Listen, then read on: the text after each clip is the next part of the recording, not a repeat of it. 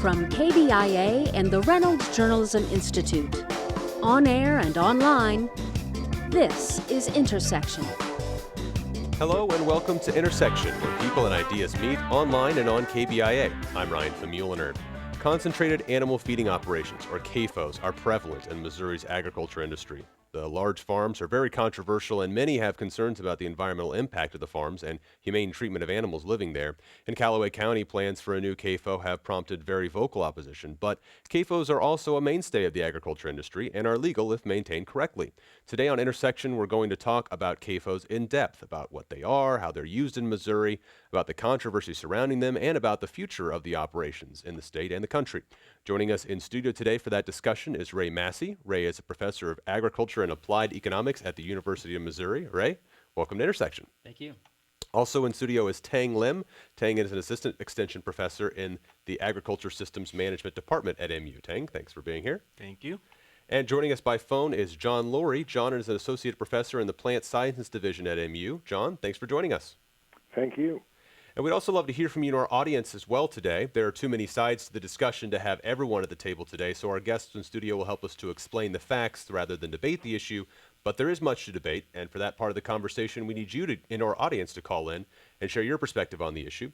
We'd like to hear what you think. Give us a call at 573-882-8925 or email intersection@kbia.org. You could also tweet us at intersectkbia. Okay, so there's probably some people in our audience that aren't even sure what a CAFO is. So maybe you all could help me explain that right off the top. What is a concentrated animal feeding operation? Well, Tang? concentrated feeding operation is nothing but just a larger operations that confine animals to certain dates of the period of the year, and then they basically categorize them by different sizes, mainly by different numbers. For example, in this case, a Class 1 CAFO, meaning that any operation that is larger than 700 heads of beef operations is considered a Class 1. And in this case, it's often called a CAFO, which requires to have an operation permit with the Department of Natural Resources. Oh, okay. And so CAFOs are pretty common in Missouri? I would think so. Yeah, they're very common. Yeah. Aside from beef, most of the livestock in Missouri probably would be considered a CAFO. Mm-hmm. Oh, okay. John, I heard you want to jump in there as well. Well, I was just saying, in terms of most of the livestock in Missouri are confined. I'm not sure exactly. We have probably about 500 permitted operations in the state, which my guess is they probably represent nearly 50% of the animals in the state that are in confinement. Okay. And so has that changed? When did this move to this type of farming operation really start, I guess, around the country and here? Well, in Missouri, John? we've had regulations for confined animal feeding operations for over 30 years. They go back into the 70s. I mean, the regulations that were used for animal feeding operations come out of the Clean Water Act, and they're then designated. In the state of Missouri Department of Natural Resources is designated as the regulating authority, and so they've had rules in place in Missouri since the 70s. Those rules have evolved over time, but the size of operations that are regulated have remained fairly constant at that 1,000 animal units, which represents, say, 700 dairy cows or 2,500 pigs. I think it's 125,000 broiler chickens right now would be the line between regulated and not regulated. Okay, right. You know, John was just giving you the kind of the regulatory background, but CAFOs have also existed prior to regulation. I was raised in the high plains of Texas and New Mexico, where there were tons of feedlots. So cattle were raised until they were about 500 or 600 pounds, and they were put in a feedlot. We didn't call them CAFOs back then. We called them feedlots. Mm-hmm. But over the years, probably beginning close to the 70s, they started putting pigs in feedlots, which were not as common back then, and then chickens. And so as hogs and chickens joined the group of feedlots, they started calling them CAFOs, concentrated animal feeding operations. And they developed over time. So for the most part, they're not outdoors if they're pigs and chickens. Mm-hmm. Cattle still are outdoors. But we've had them for many, many years. Do we know why there's been a shift toward that type of operation? I mean, like, what's the motivation, I guess, oftentimes? It's basically from an engineering standpoint, if you keep things in-house, just like, well, on a hot day like this, you wouldn't feel comfortable outside all day long. And that's the exact reason we started housing animals inside the some kind of structures, whether it's just a piece of roof or whether it's actually environment control rooms. And in this case, what people found was you can better treat the animals more humanely in a way, giving them better environment. And also, in the same time, when you treat the animals better, they tend to grow faster and better as well. I see. Okay. Yep. There's also another side to it, which is, from a manure management perspective, I think there was, over time, that bringing animals under confinement also led to systems where they had better control of manure nutrients. That continues to be a challenge, but when you, for example, hog operations years ago, we had a lot of pigs raised in creek bottoms and where they were out on the land, and that posed some issues from an environmental perspective, which are solved to some degree by confining animals. You create maybe a different set of issues, but you do have the ability to control where those manure nutrients go at that point. I see. I just want to take a moment to remind our audience this is Intersection, a program of KBIA and the Reynolds Journalism Institute. I'm Ryan Famulner, and today on the show we're talking about concentrated animal feeding operations, or CAFOs, which are prevalent in Missouri's agriculture industry. We're talking about what they are, how they're used in Missouri, about the controversy surrounding them, and about the future of the operations in the state. Joining us in studio today for the discussion is Ray Massey, a professor of agriculture and applied economics at the University of Missouri. Tang Lim is an assistant extension professor in the Agriculture Systems Management Department at MU. And joining us by phone is John Laurie, an associate professor in the Plant Sciences Division at MU. We'd also love to hear from you and our audience as well. There are too many sides to the discussion to have everyone at the table today, so our guest in studio will help us explain the facts rather than debate the issue, but there is much to debate. And for that part of the conversation, we need you and our audience to call in to share your perspective on the issue. We'd like to hear what you think. Give us a call at 573-882-8925 or email intersection@kbia.org. You could also tweet us at intersectkbia. And so, yeah, John brought up the issue of manure management. That is a big issue with these operations, right? And that's one of the things that oftentimes leads to some environmental concerns. Right? Well, I think you have a number of challenges related to manure management, and our goal with nutrient management in general with these operations is to try to develop an operation that's as efficient as possible in terms of, ideally you'd be feeding nutrients to those animals be consuming those nutrients. They're using some of those nutrients for their developing their, for growing. Animals excrete probably over 80% of the nutrients that they consume. We then are collecting them, and in an ideal system, those are going directly into land application and used as fertilizer nutrients. We've seen a trend, I'd say, over the last decade to systems in Missouri that are much more efficient from a nutrient perspective. In the past, when I first came to the state, there were a lot of lagoons built, and those are notoriously inefficient in terms of retaining nutrients. In the swine industry, at least, there's much more dominance of pit systems, which are connected with land application, typically to corn and soybean rotations. That's a system that's been prevalent, let's say, in Iowa for many years. That's ideally what we want to have, is a system in place where the nutrients are excreted by the animal and then land applied at appropriate rates as a fertilizer for crops. Okay. And Ray, you wanted to jump in there when we brought up fertilizers or manure as well, but I forgot what I was going to say now. Well, I guess just generally about some of the other environmental concerns. John just talked a little bit about proper management. What are some of the ways manure needs to be handled and the way that usually goes at some of these operations? John really is the best one to handle how it should be handled and how it should be land applied. But I do remember now a little bit. The confined animals are more efficient than an unconfined animal, one that's exposed to the environment, the hot and the cold and things of that nature. And so when we do talk about manure management, we are talking about the amount excreted that was fed. But if the animal is more efficient, per animal there's less manure in a confined animal feeding operation than in an open operation.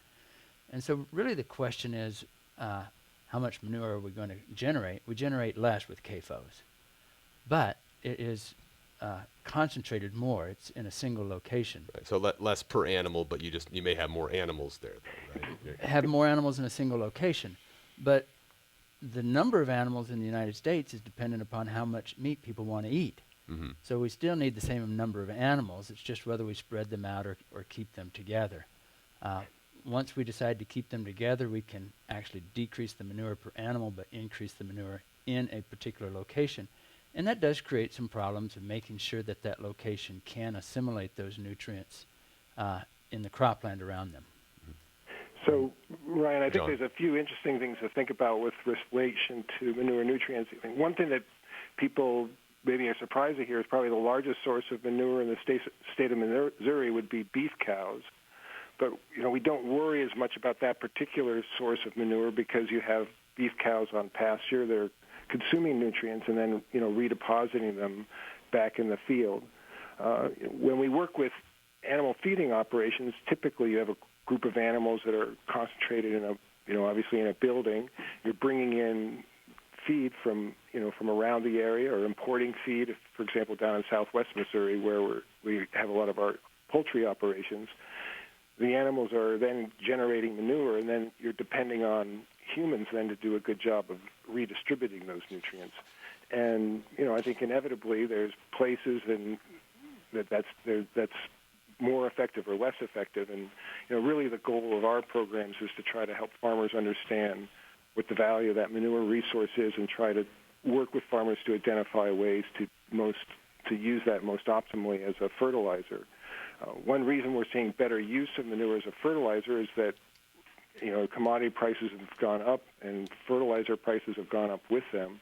And so the economic incentive to do a good job with manure continues to increase. Sure. Tang, go ahead. And because, just want to add to John's comments, is because people have been doing this in a more professional way. We actually hosted a so-called Manure Expo right here in Springfield, Missouri, just 2 weeks ago. Mm-hmm. And that particular show was to educate not just the producers, but also regulators and also all the exhibitors, including the industrial folks, how to better improve everything that has to do with manure nutrient management. Mm-hmm. So we're actually creating that environment for people to come in to different classroom sessions to talk about how do you maximize your nutrient values. And then we're also creating, in a way, that a little bit of competition for the industry. How do we improve our systems, our machineries, our technologies?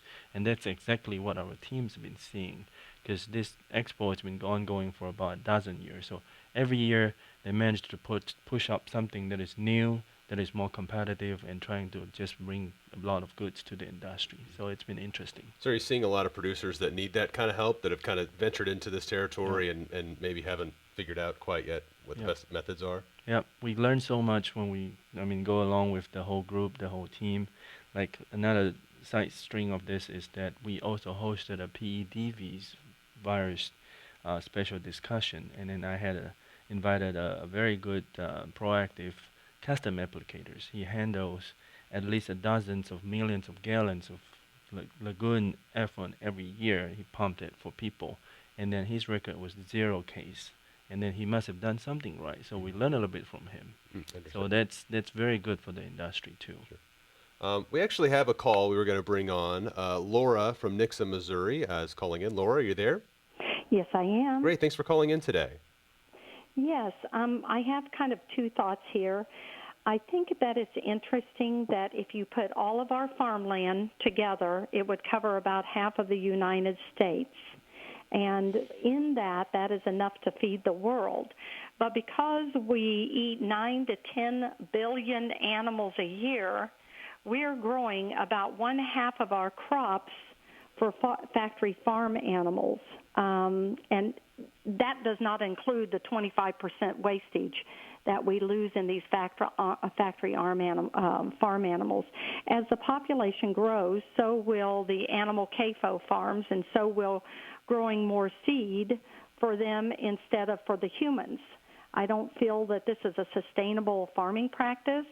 But what I find what is most alarming is the fact that in this bill, in this constitutional amendment on the ballot that the people are going to see, it states citizens. But in the legal bill portion, it does not say Missouri citizen. I feel like this is very misleading. And, to the Missouri people, I think this will bring in foreign CAFO farms, just like we sold 50,000 of our acres to Asian farmers at the Smithfield Farm in North Missouri. And then I have one more thing. The Sure. seed that you feed at the CAFO animals, isn't this like the Monsanto GMO seeds that you're feeding them? We'll have to get the answer to that. Tell you what, you've given us a lot to parse out there. I may have to go through a few of those things if that's okay. Sure. So if that's okay, I may let you go, and I'll kind of, there's a little bit of explaining on what you've just said that I'll have to put in for our listeners if that's okay. But thank you very much for that call, because there's a lot for us to unpack. So thank you, Laura. So first off, I wanted to make sure our audience knows, Laura mentioned their constitutional amendment. That's Amendment 1 that's going to be on this August primary ballot. It's been called the Right to Farm Bill. It is the question on the ballot says, shall the Missouri Constitution be amended to ensure the right of Missouri citizens to engage in agricultural production and ranching practices? Shall that not be infringed? And then, as she said, it doesn't really mention that in the actual language. So that is something that has been projected out to possibly affect CAFOs. So we'll probably come back to that later in the show, but I wanted to explain that very quickly, what Laura had just referenced. So her question about what feed is used, obviously none of you are actually operating CAFOs, but do you know what commonly is used in some of these operations as feed? She also referenced, a lot of the crops that are produced as well being used. What's commonly used? What's recommended, I guess? Really, what is fed to animals is probably predominantly genetically modified corn and soybeans. Okay. That's because the United States grows about 98% of its soybeans as genetically modified, and probably close to 75% of its corn is genetically modified. So yes, it will be genetically modified corn and soybeans. Is there a reason for that? Why genetically modified? Is it preferred, or? It's not necessarily preferred from the animals, because genetically modified corn and non-genetically modified corn are what they call dynamic equivalents, meaning as far as science can discern, there is no difference between the two. So we know that they're created differently, they're managed differently, but as far as the amount of nutrients in them, as far as their impact on growth and other needs for the human body or for livestock bodies, they're dynamically equivalent. And so they're cheaper to produce, and therefore farmers produce them. They want the cheapest thing so that they can make the most profit, and therefore they're available to livestock producers. But nevertheless, many people like Laura likely have some concerns about the genetically modified, and that's kind of a different issue too. But right, that's a different issue. But as far as the scientific community is concerned, they're equivalent. John, I heard you wanting to jump in there too. Well, I was going to say that one of the challenges that working with animal feeding operations is that, there's a constellation of issues that surround these operations. You have a group of people that work in a certain area. I work with nutrient management issues, the flow of nutrients onto the farm and the flow of nutrients from the farm onto agricultural land, and then the regulations related to that, which is primarily, water quality and nutrient regulations are the primary area that these operations are regulated. In a position like mine, my goal is not to sort out necessarily some of the political issues that are out there, such as as the caller was raising, but to make sure that as people make decisions, they hopefully understand the best they can the facts about how these operations operate and what their role is compared to larger or smaller operations, and also try to work with the growers themselves to try to minimize, optimize their role in terms of the agricultural systems we have. So, I think that I understand a lot of the concerns that are out there, some of them driven because not everybody does understand how these operations work, and there's a lot of range of quality of information out there. But, at fundamentally, on some level, I'm not sure you've got the right panel to deal with many of the questions she raised. Sure. Yeah, and it's tough to get to all of those today. I'm going to take a quick moment to remind our audience this is Intersection, a program of KBIA and the Reynolds Journalism Institute. I'm Ryan Famuliner, and today on the show we're talking about concentrated animal feeding operations, or CAFOs, which are prevalent in Missouri's agriculture industry. We're talking about what they are, how they're used in Missouri, about the controversy surrounding them, and about the future of the operations in the state. Joining us in studio today for the discussion is Ray Massey, a professor of agricultural and applied economics at the University of Missouri. Tang Lim is an assistant extension professor in the Agricultural Systems Management Department at MU. And joining us by phone is John Laurie, an associate professor in the Plant Sciences Division at MU. We'd also love to hear from you and our audience. Do you have any questions about how CAFOs work? Ask them by giving us a call at 573-882-8925 or email intersection@kbia.org. You can also tweet us at intersectkbia. We'd like to remind you, if you're enjoying this as rebroadcast, that you can watch Intersection as streaming video online during our live conversations every Monday afternoon at 2 at kbia.org.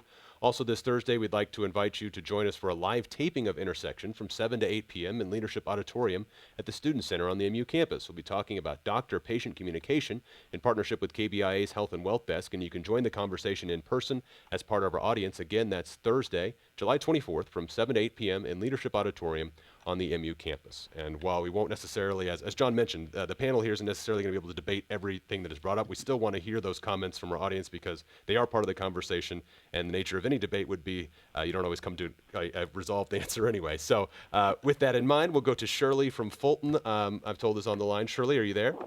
Yes, I'm here. All right. Thank you very much for calling today. Thank you for letting me speak. Sure. One of the biggest issues that my neighborhood has is with the management of the manure after it leaves the CAFO. We live about 18 miles east of Columbia, and there's a proposal to put a 7,600 sow, 2,700 gilt operation about 2,500 feet from my back door. Apparently, the proposal is to spread the manure within 75 feet of my house on a neighbor's ground. This facility is going on 20 acres of ground. That number of sows will produce over the equivalent manure of a city of 25,000 people. When you add in the over 200,000 piglets that will produce, and they get moved into new facilities to be built in the rest of the county, you're talking about the manure levels of a city of over 500,000 people.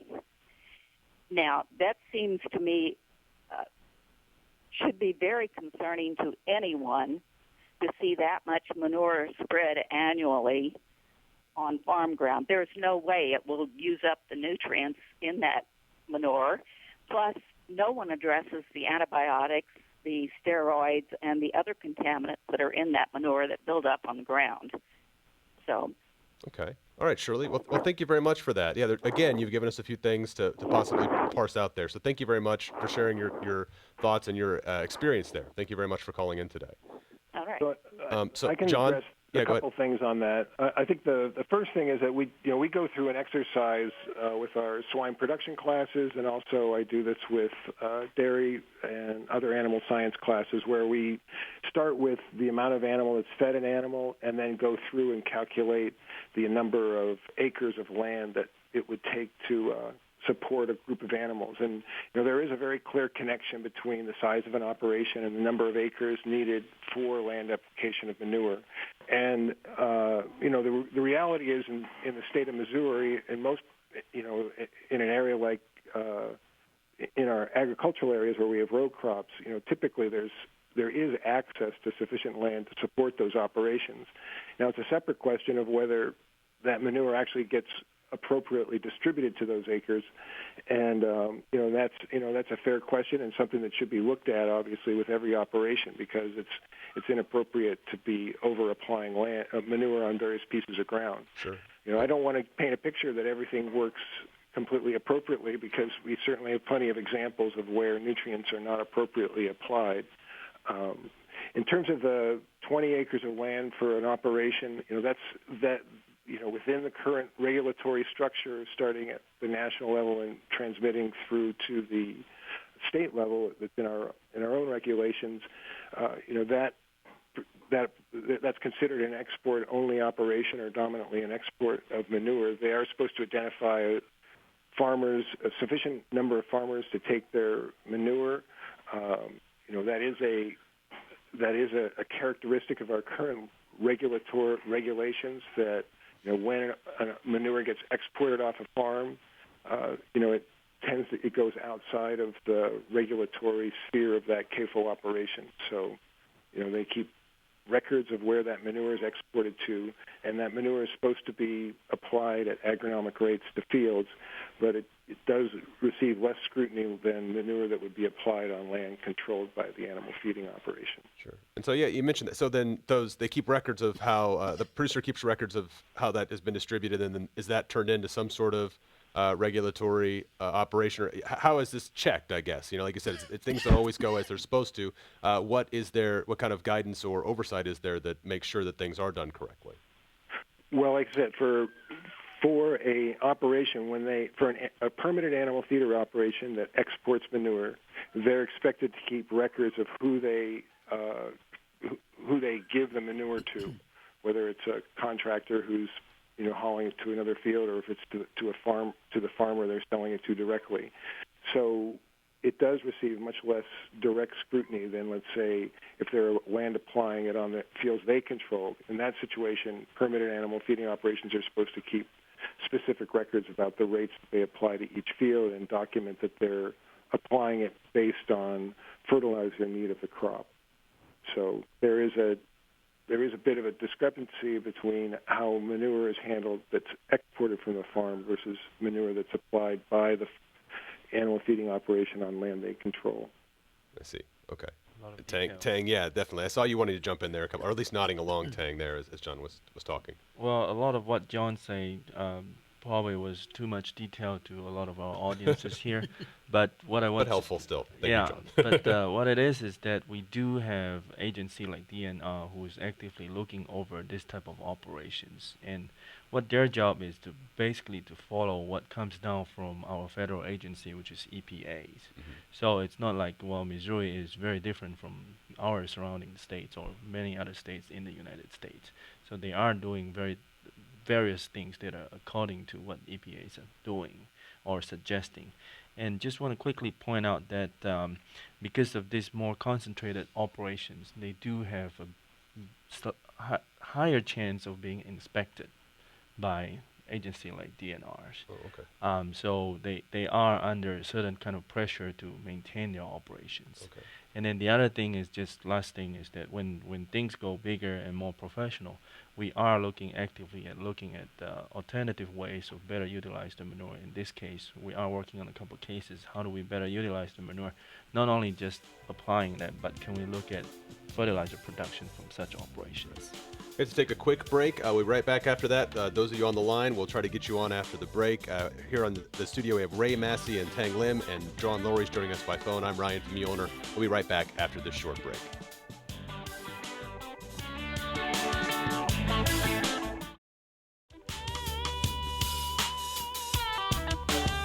Welcome back to Intersection, a program of KBIA and the Reynolds Journalism Institute. I'm Ryan from Muehlner, and today on the show, we're talking about concentrated animal feeding operations, or CAFOs, which are prevalent in the Missouri agriculture industry. We're talking about what they are, how they're used in Missouri, and about the controversy surrounding them and the future of the operations in the state. Joining us in studio today for the discussion are Ray Massey, a professor of agricultural and applied economics at the University of Missouri. Tang Lim is an assistant extension professor in the Agriculture Systems Management Department at MU, and joining us by phone is John Lowry, an associate professor in the Plant Sciences Division at MU. We'd also love to hear from you and our audience as well. There are too many sides to the discussion to have everyone at the table today, so our guests in studio help us explain the facts rather than debate the issue, but there is much to debate, and for that part of the conversation, we need you and our audience to call in to share your perspective on the issue. We'd like to hear what you think. Give us a call at 573-882-8925 or email intersection@kbia.org. You could also tweet us at IntersectKBIA. So as we're going into the break, Tang, you were talking a little bit about some of the different entities that oversee all the different aspects of CAFOs. One thing we really haven't talked a whole lot about is air quality and the oversight there. That's been an issue that's come up many times, the emissions that are coming off there. What are some of the issues surrounding that, and what kind of regulation is there right now on air quality? Well, when it comes to air quality, there really isn't as strict of a rule as it is in water quality. Just keep in mind that the water quality standards been evolving and has been there for the last 20, 30 years or so. And then air quality is just starting coming in fairly new in the picture. We're talking in the last maybe less than 10 years or so. So things will take some time to evolve and for people to figure out how do we better regulate this whole thing. If I understand correctly, the EPA's been looking at it for quite some time and still hasn't really told us what's going on, No, right? it's not an easy thing. That's why that people been dragging their feet. But specifically when it comes to the odor regulations within the state of Missouri, our regulation is that well, if you get to be certain size, you need to have a so-called odor management plan for such this CAFO.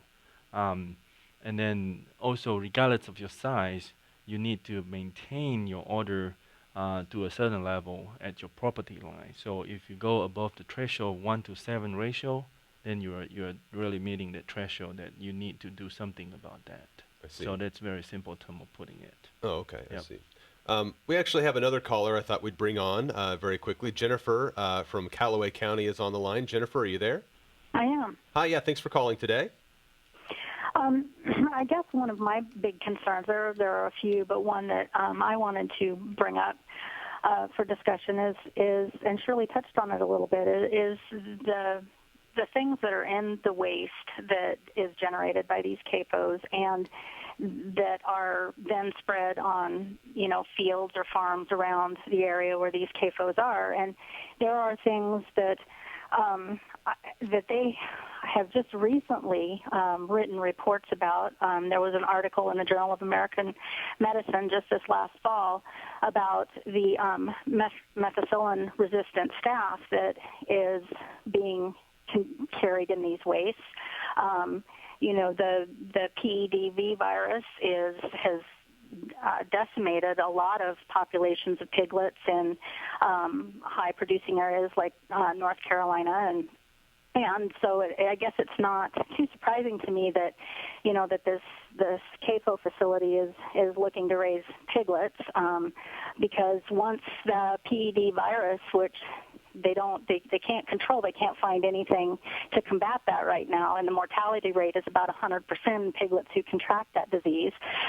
It's something that gets transmitted through the air, by touch, so these farms that have been raising these animals that have had this disease decimate their population of pigs they can't raise new litters of pigs because the contaminant is all around. So the diseases that are spread by these CAFOs is something that's very, very concerning. And this article that came out on the antibiotic-resistant staph, or MRSA, has been found to not just affect workers and swine that are being raised in these facilities, but also people within 3 to 5 mile radius of any of these CAFOs, and also the farmland that the waste products are being spread on. And there's no regulation that I've been able to find in my research so far that actually tests the waste for this type of stuff, or the heavy metals that is generated by the supplements that are put into the feed that they're given. Okay, Jennifer, thank you very much for that call and your concerns there. We'll talk about those here a little bit. Thank you very much for calling in. Anybody have any comments on some of the things Jennifer just mentioned? I mean, I guess first off, just antibiotics that are used, is that common that antibiotics are going to be used? I guess that's probably pretty common in most agriculture these days. It is, and right now I'm forgetting the facts. So this is somewhat opinion. We do feed low levels of antibiotics in confinement operations. Several confinement operations have begun to reduce or eliminate those low-level antibiotics just so that they can market their product. I would say that the regulations that exist with regard to what would be in the manure, whether it's antibiotics, hormones, viruses, things of that nature, for the most part they exist in what we put into the animal rather than what's taken out. what's in the manure. No one's going through and scooping through the manure. No. So, the regulation would be for particularly heavy metals. There's only a certain amount of heavy metals that can be fed. Therefore, there will only be a certain amount of heavy metals that are in the manure. Same thing with antibiotics. They're regulated as to how much can be administered, and therefore there's going to be a certain amount in the manure. How that comes out, I don't have the facts right now. Sure. But so in general, though, same question we talked about earlier, where with that type of regulation, how much oversight is there? I mean, are they actually testing animals to see what they have been fed? What's practical as well, I guess, with the scale of how many of these operations we have across the country and the entities that are supposed to be overseeing them. So I would just say on this that, we heard quite a few pieces of information brought out there, some of which may be true, some of which may not be true. I don't work with PED, so I'm not going to directly counter, on my knowledge of that. But I would say that there's, for each of these topics, we have to understand a couple things. One is that, PDV is just one of a number of diseases that have affected the swine industry. One of the reasons we moved pigs indoors, 40 years ago was to solve other disease problems. And, just like, I think that, so this is not anything new for animal industry, whether they're inside, outside. We're always dealing with managing new challenges and new diseases and working our way through those. One thing I think is important for people to understand is we do have an issue in our society today that people really do not understand that well. They don't have direct familiarity with these agricultural systems that many of our, most of our animals work with.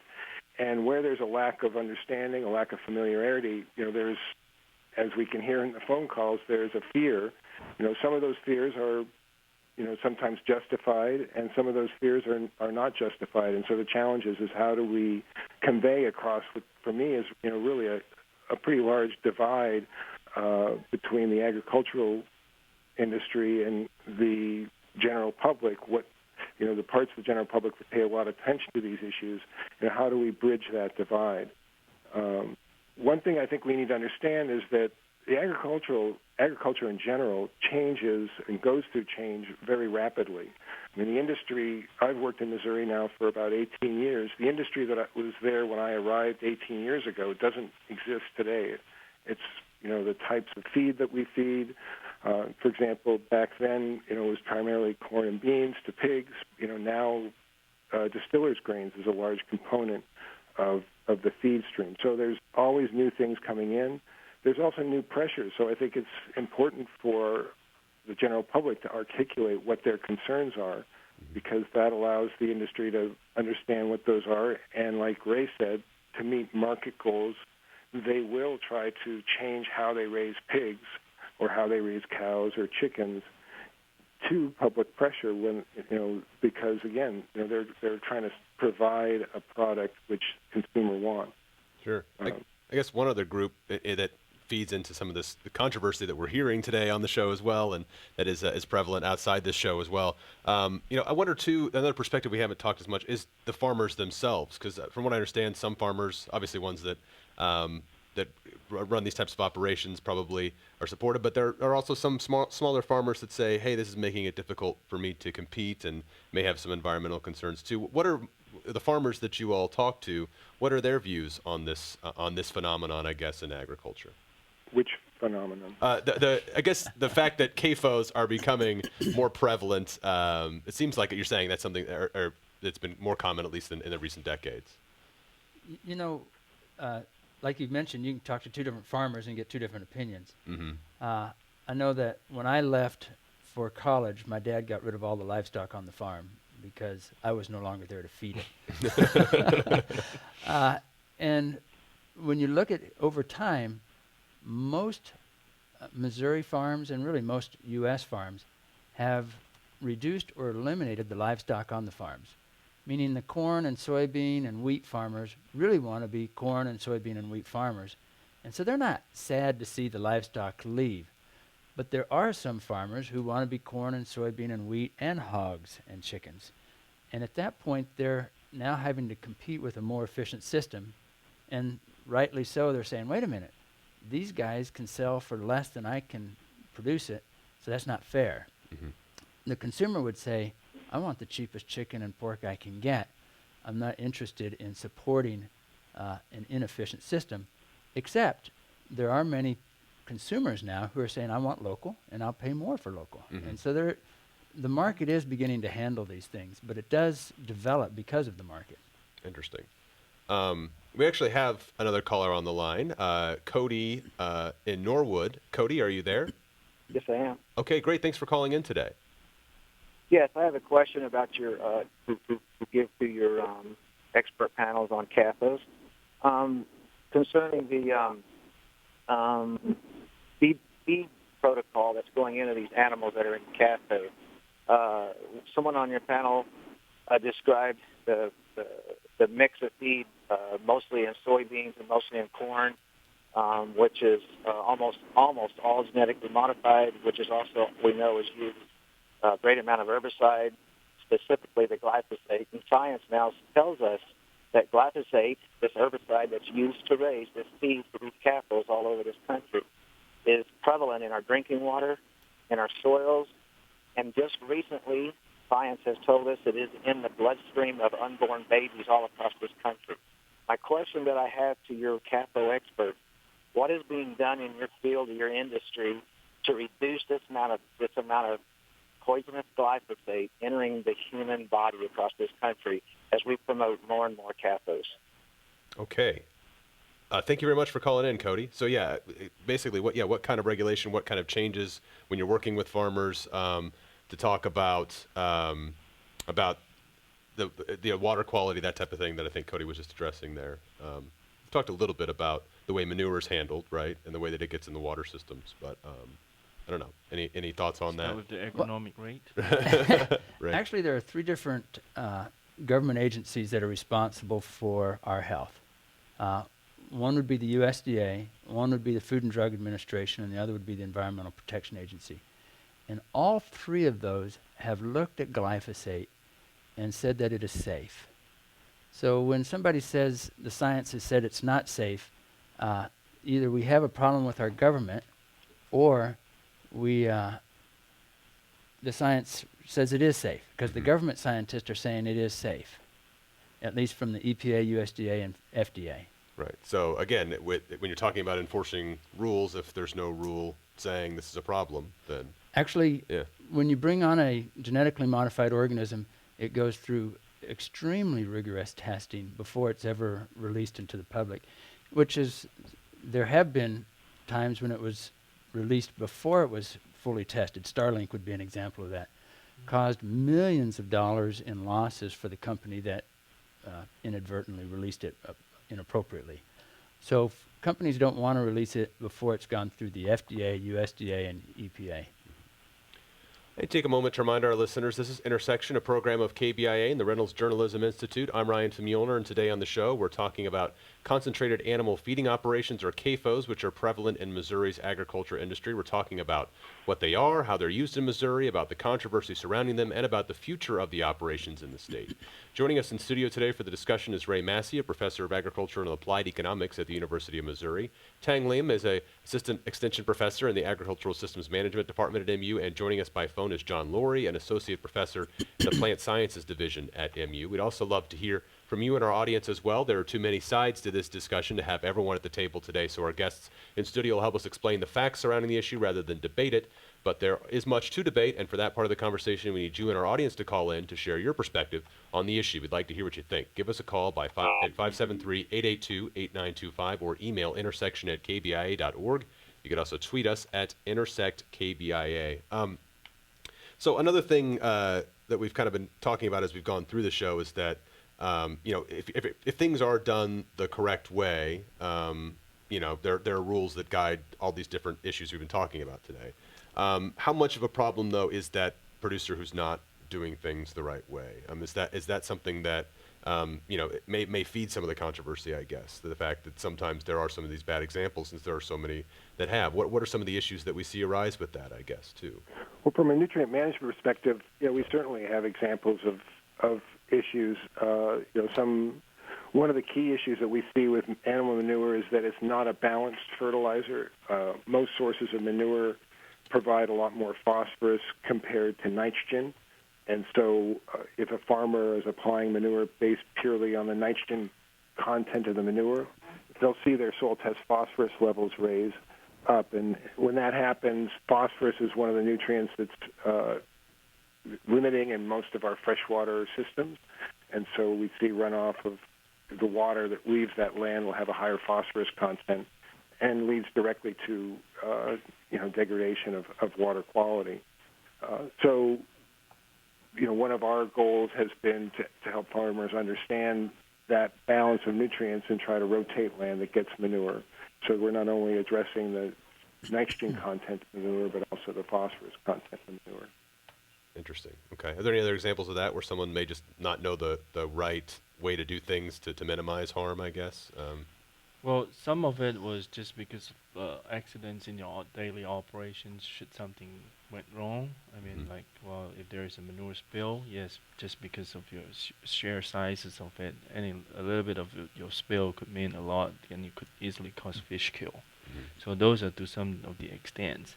But there are also, and I think that a lot of our farmers nowadays have gotten enough training and have gotten to be very well with what they do. They know when not to spread manure, like on during a long weekend and it's coming out, and then the wind is blowing to your neighbors. You better not doing that and spreading during that long weekend. So things like that, I think a lot of it people have already caught those. So it's just some examples that you need to pay attention to what you're doing.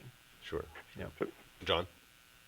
I would just say, I do think there is always opportunity for us to improve our operations. I mean, I think that there's, I think we've made progress over the years, and some of that progress, economically based progress because of the increased value of the manure, so farmers do a better job with it.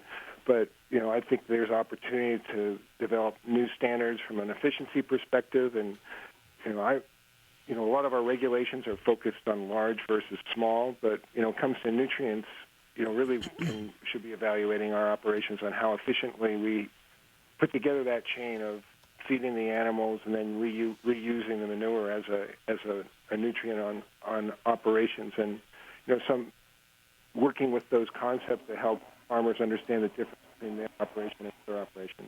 Sure. And so one of our callers earlier mentioned Amendment 1. I know we're not poli-sci people here at the table necessarily, but there have been a lot of things in the recent past in Missouri that have maybe affected a little bit the prevalence of these CAFOs, right? There was a big lawsuit in 2010, Premium Standard Farms, $11 million to residents around because of complaints about environmental impacts. And then the next year, though, there was the legislature passed a law protecting these producers from this liability suits. But then on the opposite side, Scotland County was just ordered to pay $180,000 to a farmer whose permit they denied in 2011, right? So there's on both sides we've got some of this intervention from the state and from courts.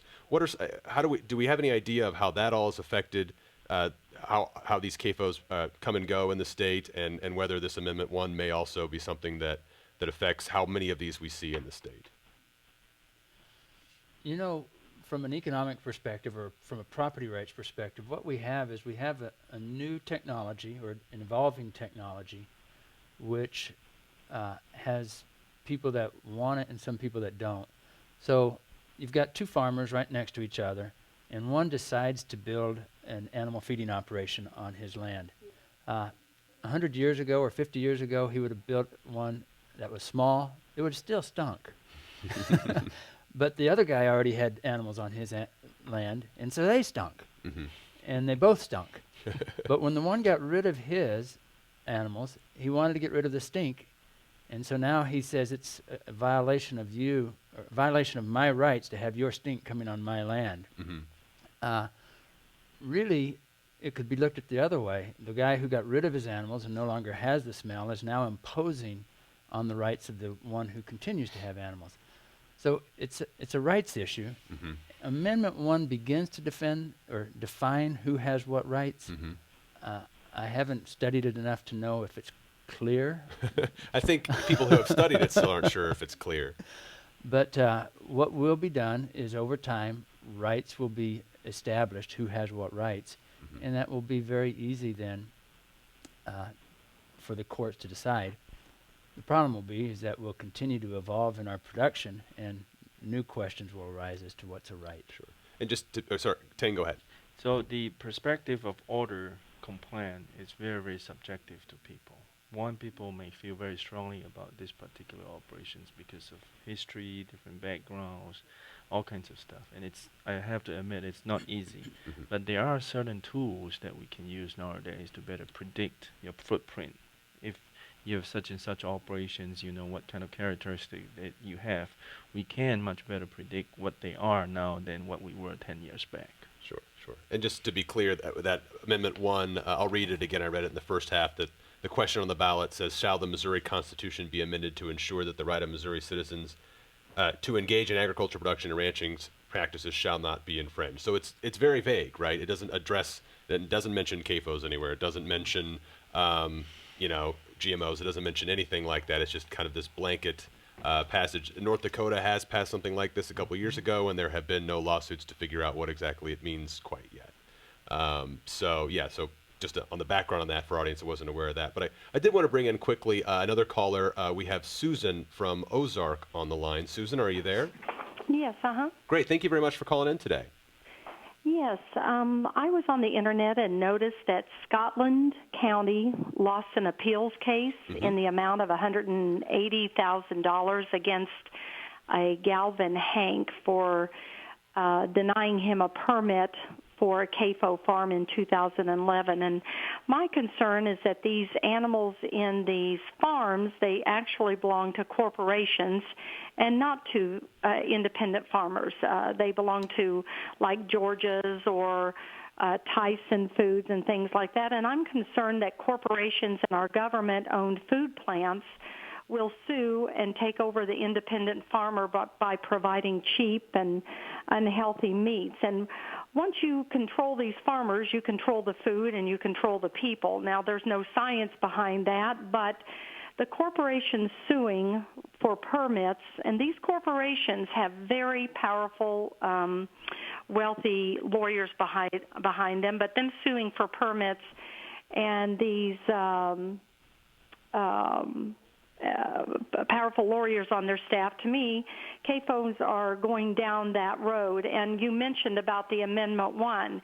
You need to look in the law of the bill. You mentioned citizens, but look in the bill that will go in effect when it is passed. There is no mention of the word citizens, and that's what concerns me, which I think is wrong. But I even know for a fact that the teaching in our colleges today are backed by Farm Bureau and Monsanto money. So when you receive money from these corporations, you're going to teach their way.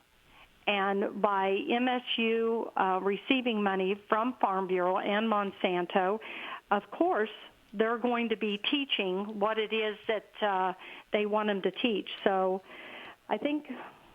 Huh? I'm sorry, I didn't say anything. Oh, there seems to be background. Somebody in the background of somebody who is here. You can hear a man and people talking in the back. But oh, sorry. I think a lack of understanding is not the issue with us consumers. It's who is driving the industry. And most of us recognize, since we cannot get GMO labeling, never have been able to, that is Monsanto and them driving the industry. And that is a concern for consumers, that if we don't have the choice of foods, I do know that Monsanto seed is laced with a Roundup product, a poison that is, of course, fed to the animals, and then the humans ingest them. And no, I don't particularly like that. And as far as this being a new industry, the factory farming industry has been around since 1914. This is not a new industry. Susan, I'm going to have to interrupt you just because we've only got a couple minutes left in the show, and I want to give our guests a chance to respond to what you said. But thank you very much for your call. I really appreciate it. So I guess, just in general, any response you have to that? I mean, she talked a lot about the fact that corporations are being involved very heavily now in farming. We talked a little bit about big ag versus the small farmer now, but yeah, I would just say that the market does exist for people to buy local, to buy organic, and you probably should assume that if it does not say organic, it will have genetically modified corn or soybeans in it. That's just what we produce in the United States. So if it does not say organic, it will have GMOs in it. Mm-hmm. And is what she's saying true, though, that there are many corporations now involved in some of these large farming operations, more than in the past? The corporations are kind of seeing this as a way to make a lot of money. Corporations are a business entity that helps people make money. Mm-hmm. It also helps them go out of business. I mean, we've seen Premium Standard Farms go out of business. It was a corporation. So they both start businesses and go out of business. Sure. We just have a few moments left in the show, and so I think we're going to have to just go ahead and wrap it up. So thank you very much for all of our callers today, for fostering this conversation today. That's it for today's Intersection. Thanks to our guests, Ray Massey, a professor of agricultural and applied economics at the University of Missouri, Tang Lim, an assistant extension professor in the Agricultural Systems Management Department at MU, and John Laurie, an associate professor in the Plant Sciences Division at MU, who joined us by phone. We'd like to remind those of you enjoying this as a rebroadcast that Intersection takes place live for a full hour from 2 to 3 every Monday afternoon. You can watch live streaming video of our program each Monday afternoon online at kbia.org. Alongside that video, you can submit your questions and comments and take part in an online discussion with others in the audience. You'll also find an archive of all of our past programs, including the full hour of today's conversation. We'd also like to remind you to join us for a live version of Intersection today from 7 to 8 p.m. or Thursday rather, from 7 to 8 p.m. in Leadership Auditorium at the Student Center on the MU campus. There we'll be discussing doctor-patient communication in partnership with KBIA's Health and Wealth Desk. Again, that's this Thursday from 7 to 8 p.m. in Leadership Auditorium on the MU campus. Intersection's broadcast from the Reynolds Journalism Institute and is a project of RJI and KBIA. It's produced by Janet Saidi and Maureen Lewis Stump. Travis McMillan is our technical director with production assistance from Lowell Thomas. Austin Federa is our audio producer. Executive directors are Mike Dunn and Mike McKean. And I'm Ryan Famuliner. Thanks for joining us today and have a great week.